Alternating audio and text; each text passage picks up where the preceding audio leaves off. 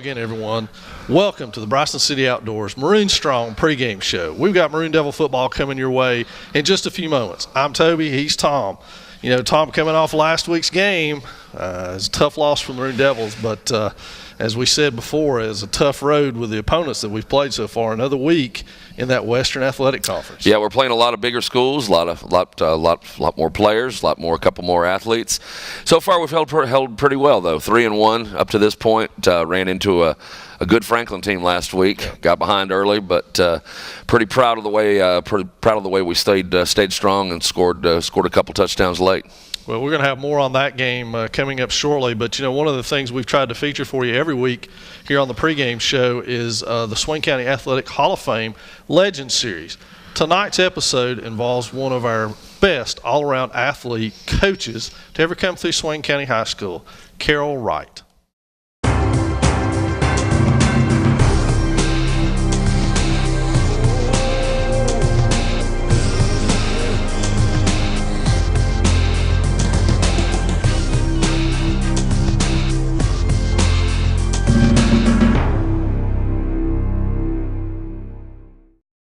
Our next Legend Series feature is on legendary athlete coach Carol Wright Jr. Coach Wright played for and followed Coach Norris Jones at Swain County High School, beginning his coaching career in 1962. Like Coach Jones before him, Coach Wright was a jack of all trades, coaching multiple sports at Swain High School from 62 to 67. His teams won 5 Smoky Mountain Conference Eastern Championships in women's basketball. He also added a Western AA regional runner-up in football. His 1967 and 68 women's basketball team posted a school best, even to this day, 22-1 overall record, and was inducted into the Swain County Athletic Hall of Fame in 2006 as a team. At Swain High School, his football coaching record was 34-25-3. Coach Wright spent coaching tenures at Brevard from 74 to 79, West Henderson from 81 to 87, and Pisgah from 88 to 93, as well as a 5-year stint in Hartsville, South Carolina. In South Carolina, his teams won a lower state 4A championship and was state runner-up once. He won 50 or more games at each of the 3 North Carolina schools. In 30-plus years of coaching, Coach Wright finished with a 232, 103, and 8 overall record as a head football coach. He was named Western North Carolina Coach of the Year 3 separate occasions, 1977, 83, and 88, each at a different high school. Coach Wright is a charter member of the Mars Hill Athletic Hall of Fame as an athlete, a member of the North Carolina High School Athletic Association Hall of Fame as a coach and athletic director, and proudly, he is a legend at Swain High School as a charter member of the Swain County Athletic Hall of Fame, as both an athlete and a coach. We certainly hope you'll come out and visit the Swain County Athletic Hall of Fame. If you feel led to do so, please make a donation. You can make your donation and send it to 280 School Drive, Bryson City, North Carolina, and put attention Swain County Athletic Hall of Fame on the envelope. If you're a former athlete at Swain County High School, we still have plenty of space on our brick wall to be able to put your brick up. The brick order forms are on the website listed below, so feel free to donate any way that you can. Thanks for being a part of it, and we certainly hope you'll join us in being Maroon Strong.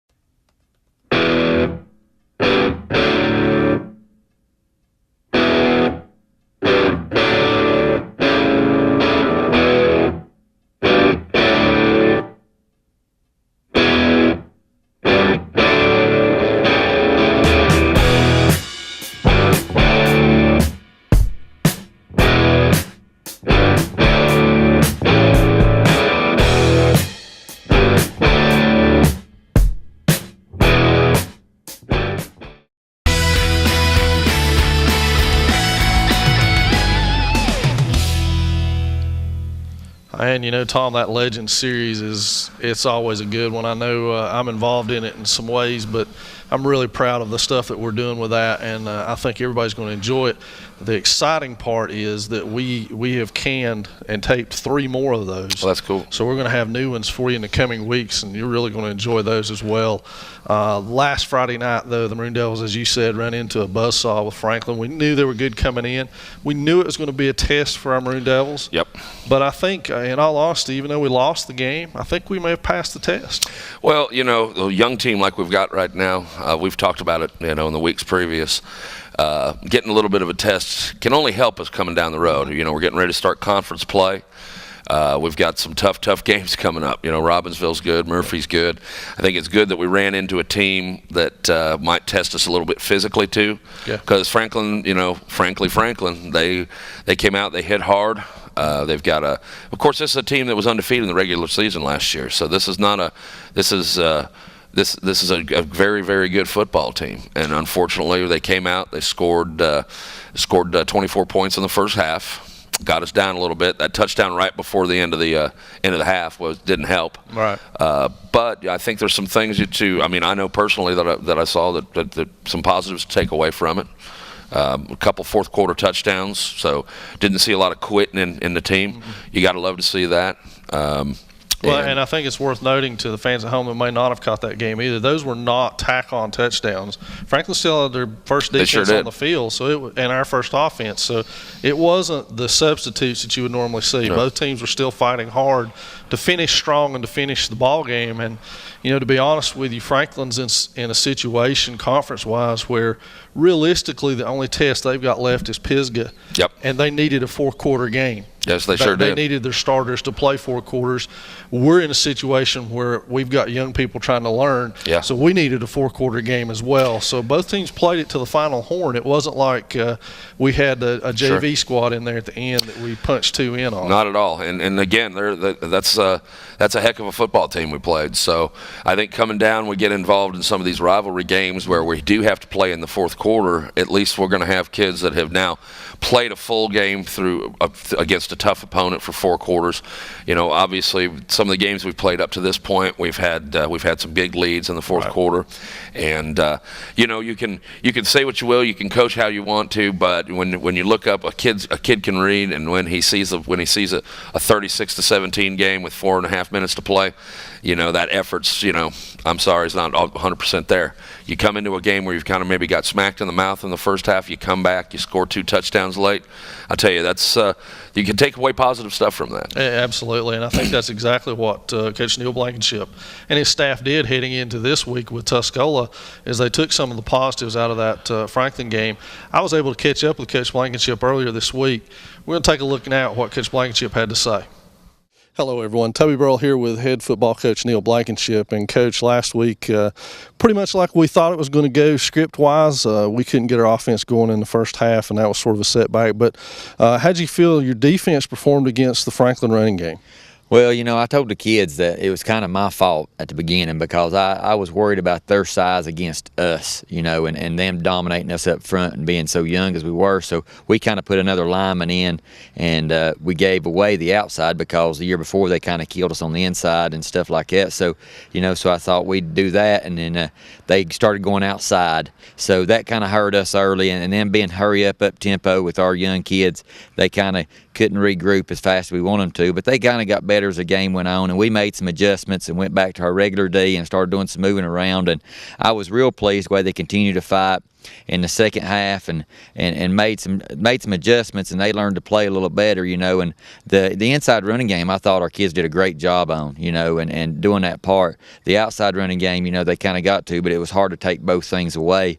And the young kid, he was banged up a little bit, and he didn't hurt us as bad, but just like we talked about last week, the quarterback was a difference maker for them. He made some big throws on third down. It seemed like it was third down every time we turned around, and If it was 2 or 3 yards, they give it to Young, and he's hard to stop for 2 or 3 yards. And then if it was a little more than that, the quarterback seemed to make a great play.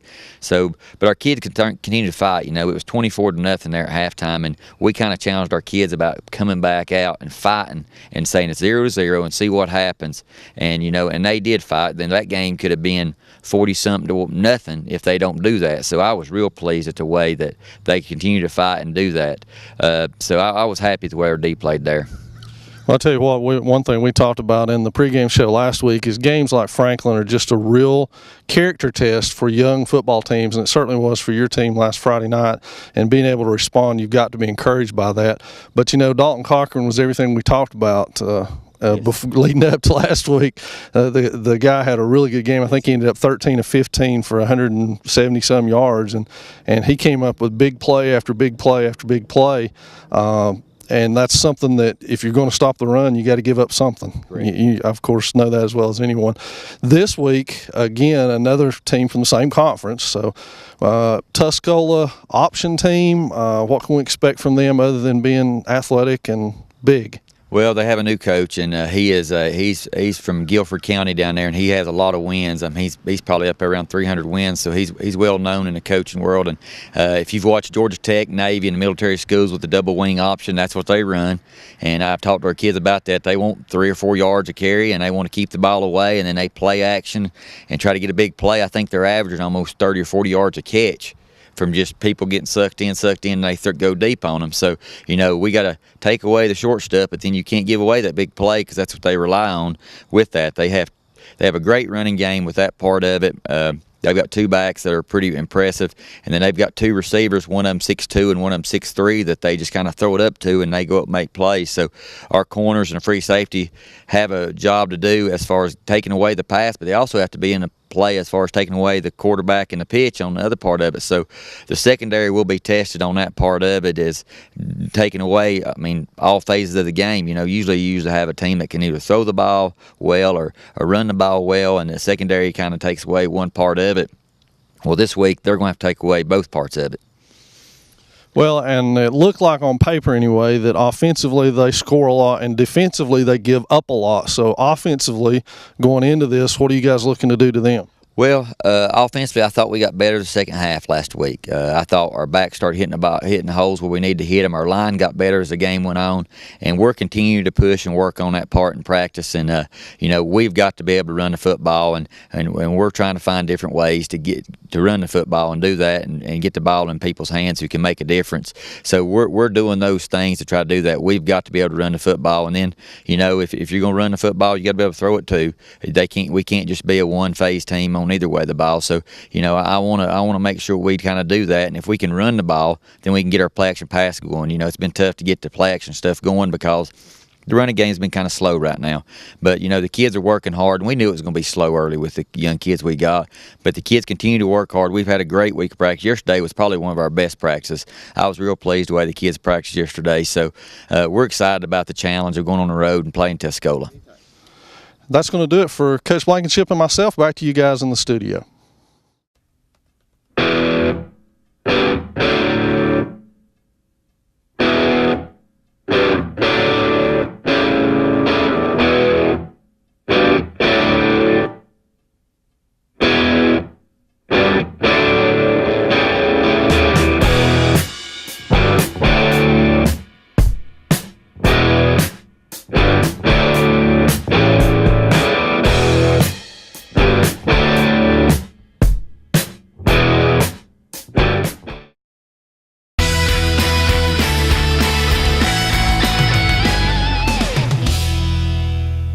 And, you know, as we've talked about many times before, this doesn't get any easier for us. This Tuscola team coming into tonight, a very different look, although the principles are the same, having to stop a strong running game. Mm-hmm. It's a different look. Yep.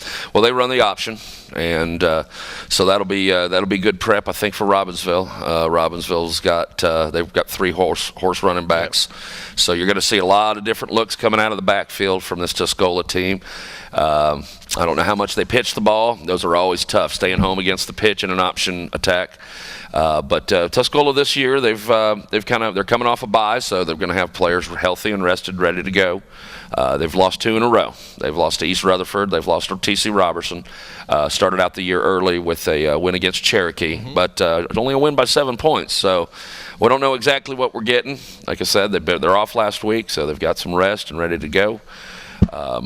We'll just have to see how we defend that outside run. And that's going to be the key. One thing that jumped off of the books at me when looking at Tuscola is they're averaging right at 30 points a game, but they're giving up right at 30 points a game. Sure. And that's indicative usually of teams with a 1-2 record at this point in the season. Is obviously teams are outscoring them, right. But the amount the teams are scoring has to be a concern to Tuscola's coaching staff in both of those losses. And we've put up some points this year, so I think that I do think we're going to be able to score on this team.